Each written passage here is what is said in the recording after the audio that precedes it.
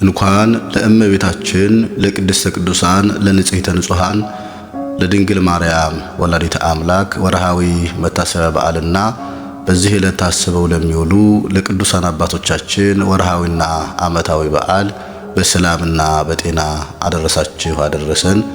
የእመቤታችን ቅድስት ድንግል ማርያም አማላጅነት እናትነት ከሁላችን ጋር ይሁንና ከዚህ በመቀጠል በዕለተ ሐሙስ የሚጸለየውን የአባ ጊዮርጊስ ዘጋስጫ ድርሰት የሆነውን እንዚራ ስብሐት የዕለቱ ስንክሳር በዕለቱ በነግህና በቅዳሴ ሰዓት የሚሰበኩትን ምስባካት ቅዱስ ወንጌልንም ጨምሮ እንደየቅደም ተከተሉ አቀርባለሁኝ።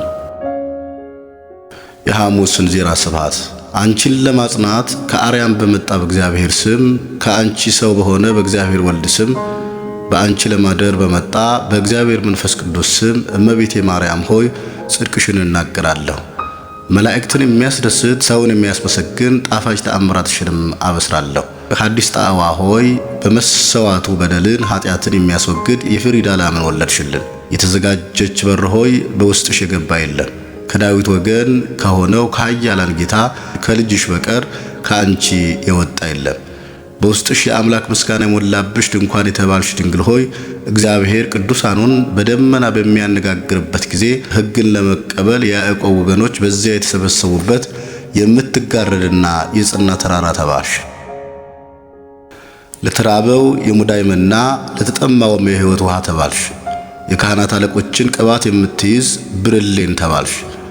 እውነትን በምታሳስብ ሰላምና ጽናትን በምታስተምር ጥበብም ተመሰልሽ። የበደልን ክርዳድ ያልተዘራባት ንጹሕ እርሻንም ተባልሽ። በጎችን የምታበዛ አጸድም ተባልሽ። ጌታን የወለድሽ እመቤቴ ሆይ ወደ አንቺ ተጠጋሁ። የሚቃወምልኝ ያም ካልሆነ ረዳት የሚሆነኝ ሌላም አልፈልግም። ከሰላም ይልቅ ጥላቻን የሚያስቀድም ዲያብሎስ የክርክር ወታደርን በጠላት ካስነሳብኝ የሽንገላ ሀብሎችንም ከቆረጠብኝ ኃይልን አስታጥቂኝ፣ ድል ማድረግንም ስጪኝ። በእጁ የተያዝሁም አታድርጊኝ ለዘላለሙ አሜን። የጽድቅ መገኛ የሆንሽ እመቤቴ ማርያም ሆይ መሰወሪያ የሆነ የምስጋና ደመና ሰረገላው አንቺ ነሽ። ከእርሱም እነ አርዮብ የሚጠቀሙበት ጸዳል አለ። ንግሥት ሆይ በአንቺም የራቁት ይቀርባሉ፣ የተበተኑትም ይሰበሰባሉ። በአንቺም የታመሙት ይፈወሳሉ፣ በመቃብር ያሉትም ይነሳሉ። በአንቺም መስማት የተሳናቸው ይሰማሉ፣ ዲዳዎችም የሰላምን ነገር ይናገራሉ። የጥፋት ማዕበልም በአንቺ ጸጥ ይላል፣ የመርገም ነፍሳትም በአንቺ ጸጥ ይላሉ። የድነት ሀገር ሆይ በጠዋት የሚወጡት በአንቺ ደስ ይላቸዋል፣ በምሽት የሚገቡትም በአንቺ ደስ ይላቸዋል። አዳራሽ ሆይ ወደ አንቺ የሚማጸኑትም በጠላት ጦር አይሸነፉም፣ በጠላት ፍራቻ አይደነግጡም፣ ተጋድሎን በመፍራትም አይሸሹም። ለጋስ የሆንሽ ሆይ የተራቡት ከበረከትሽ ይጠግባሉ፣ የተጠሙትም በይቅርታሽ ምንጭ ይረካሉ። የትንቢት ርግቦችም ያድሩብሻል፣ በይቅርታ ክንፎችሽ የተሰበሰቡትም ዘመናቸውን በሙሉ ሰላምን ይጨምራሉ። ለንግስና መብራት ዘይት የሆንሽ ድንግል ሆይ አገልጋይሽን እኔን መከራን ከሚያመጡ ከክፉ ሰዎች አድንኝ። በልባቸው እየጠሉ በአፋቸው ሰላምን ከሚናገሩ ሰዎች አድንኝ። በስውር እየጠሉ ፊት ለፊት ግን ከሚወዱ ሰዎች አድንኝ። በፍጥነት በሰይፍ እንዲወድቁ አድርጋቸው፣ እንደ ሰናዖር ሕንጻ እንዲወድቁ፣ እንደ ሰሊሆም አዳራሽም እንዲገፈተሩ፣ እንደ አደባባይ ትቢያ እንዲበተኑ፣ እንደ ምድጃ ጢስ እንዲጠፉ ማድረጋቸው ለዘላለሙ አሜን። እርሱ ሳይታይ ሁሉን የሚመለከተውን አሸናፊ አምላክ የወለድሽ እመቤቴ ማርያም ሆይ ጠላት የማይደርስብሽ የአድማስ ጫፍ አንቺ ነሽ። ለሚመለሰው ንስሐ ለሚገባው ዋጋውን የምታስጪ የተስፋው አለኝታ አንቺ ነሽ። የራቁትን የምታቀርቢ፣ የተበተኑትን የምትሰበስቢ፣ ከባዱን የምታቀይ፣ የጠፉትን የምትረጃቸው አንቺ ነሽ።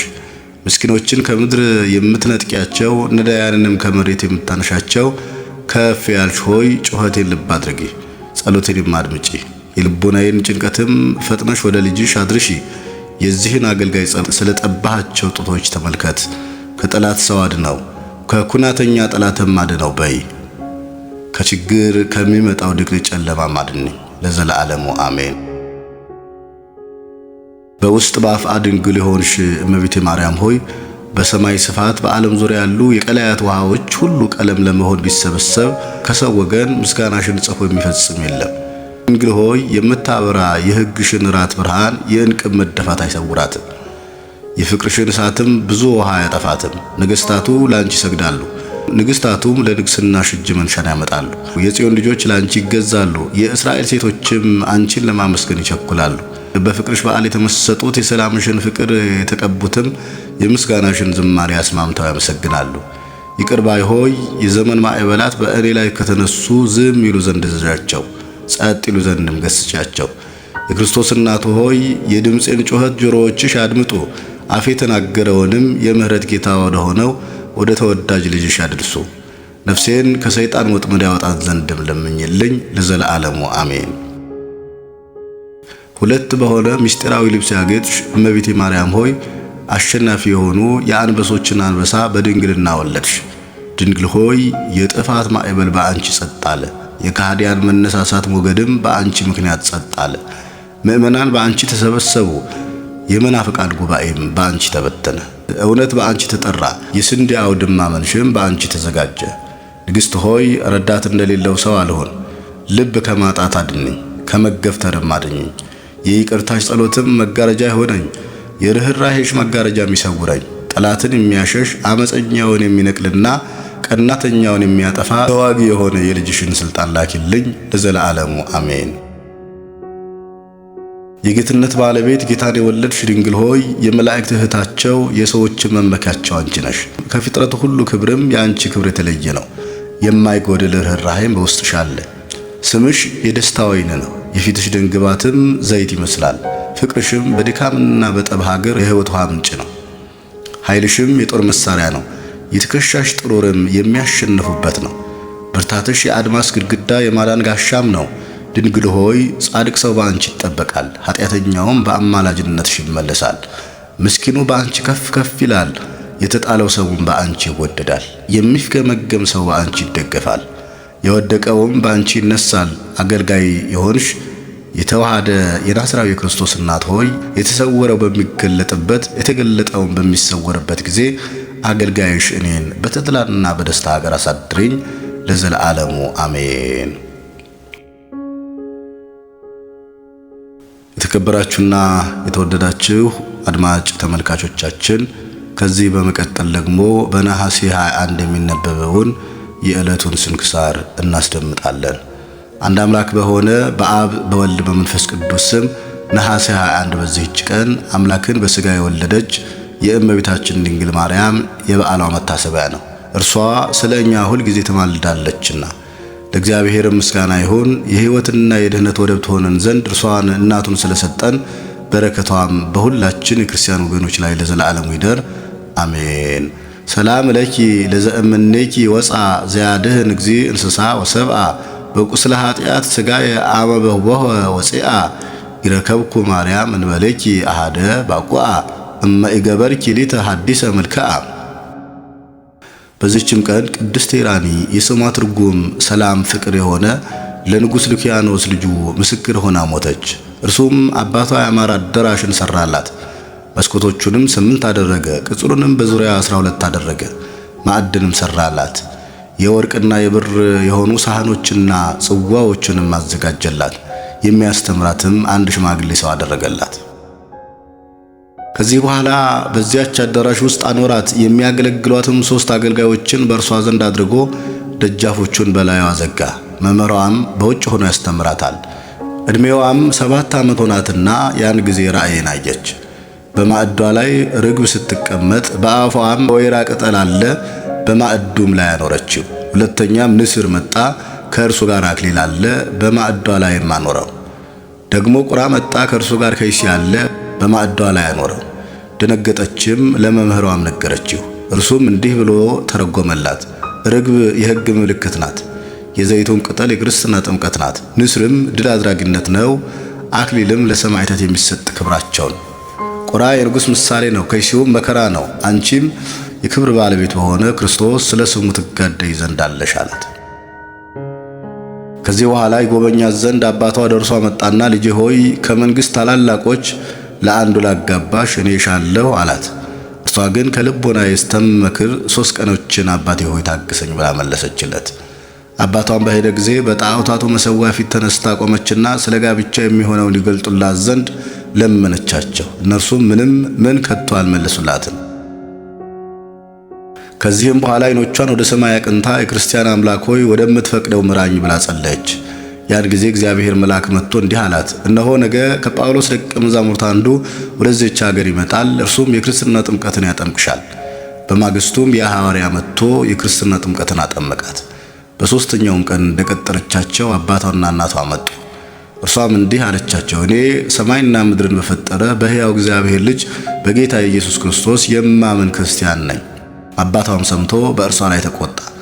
ወደ ከተማው መካከልም አውጥተው በጎዳና ላይ እንዲጠሏትና በፈረሶች እግር እንዲያስረግጧት አዘዘ። ወታደሮችም ንጉሥ አባቷ እንዳዘዘ አደረጉባት፣ ግን ምን ክፉ ነገር ከቶ አልደረሰባትም።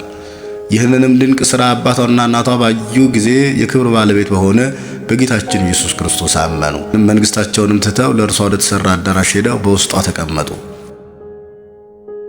ጎረቤታቸው ያለ ንጉሥም ዜናቸውን በሰማ ጊዜ ወደ እርሳቸው መጥቶ ወደ መንግሥታቸው እንዲመለሱ ተናገራቸው። እነርሱም አልፈለጉም። እርሱም መንግሥታቸውን ያዘ። ቅድስት ሄራንም ይዞ አሰቃያት። ከዚያም አንበሶችን፣ እባቦችን በላዩ አሰደደ፣ ምንም አልቀረባትም። ሁለተኛም በመጋዝ መገዛት፣ በአንገቷም ውስጥ ታላቅ ድንጋይ አስሮ ከባህር ጣላት። የክብር ባለቤት ጌታችንም ከዚህ ሁሉ አድኖ ያለ ጥፋት በጤና አስነሳት። ከዚህም በኋላ እርሷን ያጠመቀ ሐዋርያን አባቷ ጠርቶ ከቤተሰቦች ሁሉ ጋር ተጠመቀ። ቁጥራቸውም 300 ሆነ። ከዘመዶቹና ከአገር ሰዎችም ብዙዎች ተጠመቁ። ከዚህም በኋላ ከሃዲው ንጉሥ ኑማሪያኖስ የቅድስት ሄራንን ዜናዋን ሰማ። ወደ እርሱም አስቀርቦ ቀላኒካ ወደሚባል አገር ወሰዳት። በዚያም ጽኑ ስቃይን አሰቃያት። በበሬ አምሳል በተሰራ የነሐስ በርሜል ውስጥ ዘጋባት። የክብር ባለቤት ጌታችንም ያንን በሬ ሰብሮ ቅድስት ሄራንን ያለ ጥፋት በጤና አወጣት። ከዚህም በኋላ ኑማሪያኖስ ሞቶ በእርሱ ፈንታ ሳፎር ነገሰ። እርሱም የቅድስት ሄራንን ዜና በሰማ ጊዜ ወደ እርሱ አስቀርቦ በእጁ ውስጥ ባለ በታላቅ ጦር ወጋትና ነፍሷን አሳለፈች። የክብር ባለቤት ጌታችን ኢየሱስ ክርስቶስ ግን ከሞት አስነሳት። ንጉሥ ሳፎርን ባየ ጊዜ እጅግ አደነቀ፣ ሰገደላትም። በጌታችን ኢየሱስም አመነ። ከእርሱም ጋር ከሀገር ሰዎች ብዙ ወገኖች አመኑ። ቁጥራቸውም 31,000 ሆነ። ከዚህም በኋላ በዚያች አዳራሽ ውስጥ አባቷና እናቷ አረፉ። እርሷን ግን አምላካዊት ኃይል ተሸከመቻት። ወደ ኤፌሶን ሀገርም አድርሷት በዚያ ታላላቅ የሆኑ ድንቆች ተአምራቶችን አደረገች። በፋርስ ነገሥታት፣ በመቄዶንያ፣ በቀላኒካና በቁስጥንጤንያ ነገሥታት ፊት በጌታችን ኢየሱስ ክርስቶስ ስም ከመሰከረች በኋላ ወደ ወደደችው ክርስቶስ ሄደች። የድልና የሰማዕታት አክሊልንም ተቀበለች። ለእግዚአብሔር ምስጋና ይሁን፣ እኛንም በጸሎቷ ይማረን፣ በረከቷም ከኛ ጋር ይኖር ለዘላለሙ አሜን። ሰላም ለሄራኒ ከመትርጓሜሁ ለስማ ሚስጥረ ጥምቀት ዘሬ ታምሳለ ዕፀ ዘይት በንዋማ ሶበነጸሩ ኪያሃ በጽማ ሃይማኖት ቀዊማ ወሶበ ኢክህ ለሙቃሃይ በእግረ ፈረስ ያህመማ አሰር ዚአሃ ተለው አዋሃ ወእማ። ጌታ ሆይ ከብልጽግናቸው ብዛት የተነሳ ብዙ መባ ካገቡት ይልቅ የድሃይቱን አነስተኛ መባ እንደተቀበልክ ለሁል ጊዜ የሚያገለግሉ አእላፍ መላእክትን እያሳሰብኩ በችግሬ ጊዜ የማቀርብልህን ምስጋና ተቀበል። እናንተም ቅዱሳን ነቢያት፣ የወንጌል ሰባኪያን ሐዋርያት፣ ሰማዕታትና ጻድቃን፣ ትጉሃን መላእክት፣ ፍጹማን ደናግል እንዲሁም ደጋጎች መነኮሳት ሆይ ልጅ አዋቂ ሳይለይ የምንሰበሰብበትን የጉባኤ ቦታ ባርኩ። ይህን መጽሐፍ ወረቀት አዘጋጅቶ ብራና ዳምጦ የጻፈውና ያጻፈውም ከግዕዝ ወደ አማርኛ የተረጎመውን ቃለ ንባቡን በእርጋታ መንፈስና በተመስጦ ሕሊና ያዳመጠ በደለኛን ሁሉ የምታስምር የጌታ እናቱ በማርያም ጸሎት ኢየሱስ ክርስቶስ በአንድነት ይማረን አሜን። የተወደዳችሁና የተከበራችሁ የእግዚአብሔር ቤተሰቦች፣ የእናታችን የቅድስት ድንግል ማርያም ወዳጆች፣ ከዚህ በመቀጠል ደግሞ በነግህና በቅዳሴ ሰዓት የሚሰበኩ ምስባካትንና ቅዱስ ወንጌልን እናደምጣለን። ምስባክ ዘነግ ወትቀውም ንግሥት በየማንከ በአልባሰ ወርቅ ወጽፍት ወውብርት ስምኢ ወለቴ ወርኢ ወአጽምኢ እዝነኪ። መዝሙረ ዳዊት መዝሙር 44 ቁጥር 9። በወርቅ ልብስ ተጎናጽፋና ተሸፋፍና ንግሥቲቱ በቀኝ ትቆማለች። ልጄ ሆይ ስሚ ጆሮሽንም አዘንቢ።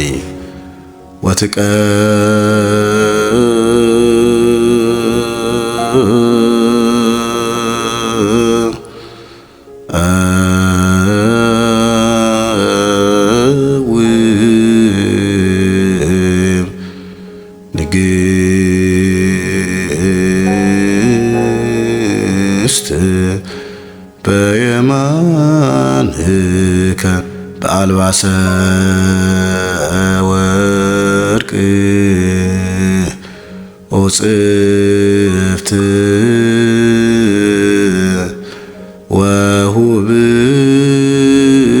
ወሁብርት ስምዒ ወለትየ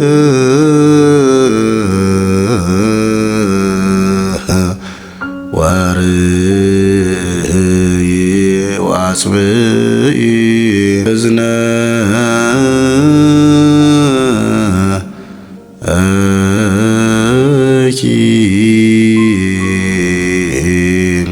ምስዋክ ዘቅዳሴ አዋልደ ንግሥት ለክብርከ ወትቀውም ንግሥት በየማንከ በአልባሰ ወርቅ ወጽፍት ወሁብርት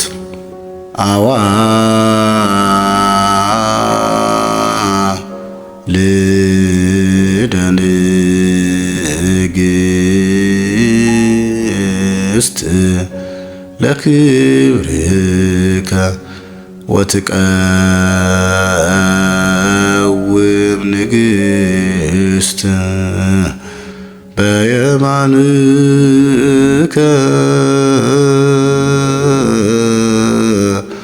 በአልባሰ ወርቅ ወጽፍት ወሁብርት።